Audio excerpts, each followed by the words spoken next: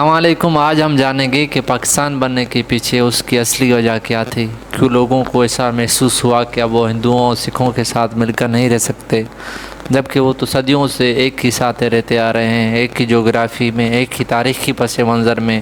کون سی ایسی سوچ تھی، کون سا ایسا نظریہ تھا جس نے لوگوں کے ذہنوں میں ایک نیا ملک بننے کی سوچ ڈالی؟ آئیے چلتے ہیں 1857 میں، جب ہندو اور مسلمز نے برٹشرز کے خلاف مل کر ایک بھاری ریولٹ کیا، جسے وار آف انڈیپینڈنس کے نام سے بھی یاد کیا جاتا ہے، جس میں برٹشرز کو بھاری نقصان اٹھانا پڑا۔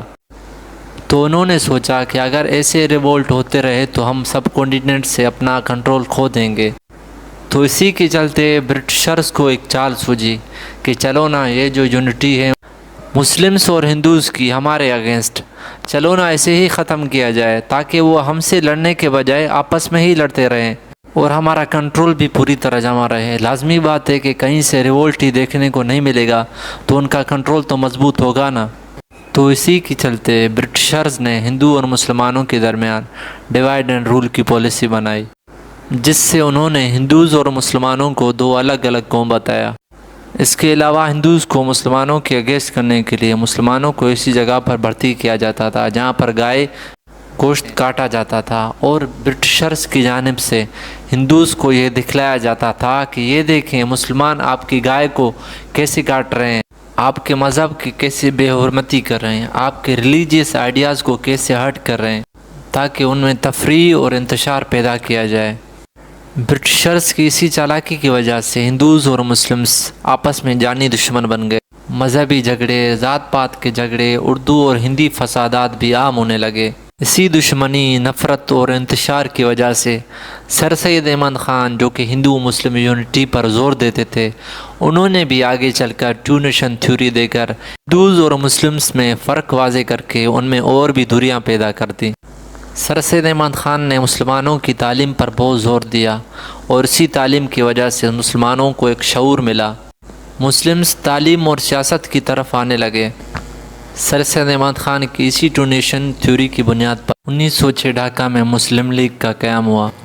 مسلم لیگ بننے کی اصلی وجہ یہ تھی کہ سب کانٹیننٹ کے مسلمانوں کو یونائٹ کر کے ان کو ایک پلیٹ فارم دیا جائے، ان کی پرابلم سنی جائے اور حل کی جائے۔ 1905 میں ہمیں سب سے پہلے ریلیجن کی بیس پر پارٹیشن نظر آتا ہے، جسے پارٹیشن آف بنگال کے نام سے یاد کیا جاتا ہے، جس میں آدھا بنگال، جس میں مسلمانوں کی اکثر زیادہ ہے، وہ مسلمانوں کو دیا جاتا ہے، باقی جو آدھا حصہ ہے جہاں پر ہندو میجورٹی ہے وہ ہندوز کو دیا جاتا ہے۔ اسی پارٹیشن آف بنگال کی وجہ سے کانگریس اور ہندوز نے برٹشرز کے خلاف ایک بھاری پروٹیسٹ کیا، جس وجہ سے ایک بار پھر 1911 میں بنگال کی پارٹیشن کو کینسل کیا جاتا ہے۔ یہ دیکھ کر مسلمانوں کو محسوس ہونے لگتا ہے کہ جو ہندوز اور کانگریس ہیں اب دونوں ایک ہی پیج پر ہے، کانگریس اب مسلمانوں کی کوئی حامی اور مددگار نہیں ہے۔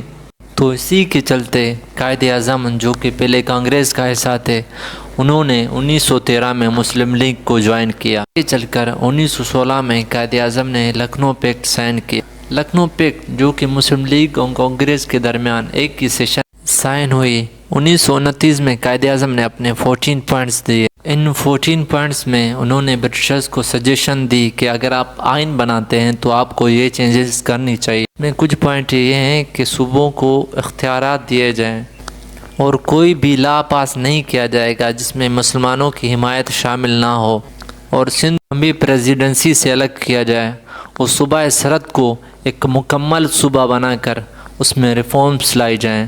علامہ اقبال 1930 الہ آباد میں ہونے والے مسلم لیگ کے 21ویں سالانہ اجلاس میں نظریہ پاکستان پیش کرتے ہیں، جس میں وہ سندھ، بلوچستان، KPK اور آسام کو ایک ہی ریاست کا تصور دیتے ہیں۔ 1933 میں چودھری رحمت علی اسی ریاست کو پاکستان کا نام دیتے ہیں، اور 1935 میں بالآخر برٹشرز کی جانب سے آئین بنایا جاتا ہے، جسے انڈین ایکٹ کے نام سے یاد کیا جاتا ہے، جس میں سندھ کو بمبئی سے الگ کر دیا گیا، KPK کو پروونس کا درجہ دیا گیا، اور وفاقی کابینہ کی بھی بنیاد ڈالی گئی۔ اسی 1935 کے ایکٹ کے تحت 1937 میں کانگریس اور مسلمانوں کے درمیان الیکشنز ہوتے ہیں۔ اس میں کانگریس 11 صوبوں میں سے 8 صوبوں میں اکثریتی سیٹس جیت کر یہ الیکشنز جیت جاتی ہے۔ اس کے بعد 2.5 سال کے لیے کانگریس منسٹریز بنائی جاتی ہیں، جس میں اردو کو ختم کر کے ہندی اور سنسکرت کو پروموٹ کیا جاتا ہے اور گائے کی قربانی پر بھی پابندی لگائی جاتی ہے۔ اور اس کے بعد کانگریس کی جانب سے مسلمانوں پر وہ ظلم کیے گئے جو جنگ آزادی کے بعد مسلمانوں پر کیے گئے تھے، اور پھر آگے چل کر 1939 میں کانگریس کا رول ختم ہوتا ہے۔ کانگریس رول ختم ہونے کے بعد علامہ اقبال اسی خواب کو لے کر قائد اعظم ایک الگ مسلم ریاست کی بات کرتے ہیں۔ 23 مارچ 1940 میں لاہور کے منٹو پارک میں Quaid Azam to nation theory کو ایک بار پھر دہراتے ہوئے واضح بیان دیتے ہیں کہ ہندو اور مسلم 2 الگ الگ قومیں۔ اسی موقع پر لاہور ریزولوشن پیش کیا جاتا ہے اور جو کہ متفقہ طور پر منظور ہو جاتا ہے، اور اسی قرارداد کی یاد میں مینار پاکستان بنایا جاتا ہے۔ اور پھر 1942 میں کرپس مشن انڈیا آتا ہے۔ کرپس مشن کی انڈیا آنے کی وجہ یہ ہوتی ہے کہ اسی ٹائم پر ورلڈ وار 2 چل رہی ہوتی ہے، اور جو جاپان برٹش کے اگینسٹ ہوتا ہے وہ برما تک پہنچ جاتا ہے، اور اب اس کی نظریں ہندوستان پر ہوتی ہیں۔ یہی دیکھ کر کانگریس کو یہ خیال آتا ہے کیوں نہ ہم جاپان کو سپورٹ کر کے برٹشرز کو یہاں سے بھگا سکیں۔ یہی دیکھ کر 1942 میں سر اسٹیفرڈ کرپس 3 افراد کے وفد کے ساتھ دلی آتے ہیں اور پولیٹیکل پارٹیز کی حمایت حاصل کرنے کے لیے پرپوزل سامنے رکھتے ہیں، جس میں جنگ کے بعد قانون ساز اسمبلی بنائی جائے گی، اور قانون ساز اسمبلی کے جو ممبرز ہیں وہ صوبائی اسمبلی سے سلیکٹ کیے جائیں گے۔ مطلب کہ جو قانون ساز لیجسلیٹو اسمبلی ہے وہ اپنا نیا قانون بھی بنا سکتی ہے، اور اس وار کے بعد پروفیشنل الیکشنز بھی کرائے جائیں گے، جس میں انڈیا کو ایک آزاد ریاست کا اسٹیٹس دیا جائے گا۔ اور آگے چل کر 1944 میں گاندھی اور جناح ٹاکس ہوتے ہیں۔ گاندھی چاہتا تھا کہ ہم یونائٹ رہیں کیونکہ ہم سب ہندوستانی ہیں۔ قائد اعظم نے جواب دیا کہ ہم ہیں ہندوستانی مگر ہم مسلمان بن کر ایک الگ اور نئی قوم بن چکے ہیں جس کے رسم و رواج، طور طریقے اور ثقافت الگ ہیں۔ اس ٹاکس میں گاندھی جناح کو ایگری نہیں کر پاتے، اور یہ ٹاکس اور میٹنگ بالآخر فیل ہو جاتی ہے۔ اور آگے چل کر 1945 میں شملہ کانفرنس ہوتی ہے، جس میں شملہ میں ہندوستان کے سارے لیڈرز کو ایک میٹنگ میں بلایا جاتا ہے، جس میٹنگ میں ہندوستان کا فیوچر ڈیسائیڈ کیا جائے۔ اور شملہ کانفرنس بھی ناکام ہو جاتی ہے۔ شملہ کانفرنس ناکام ہونے کے بعد 1946 الیکشنز کرائے جاتے ہیں۔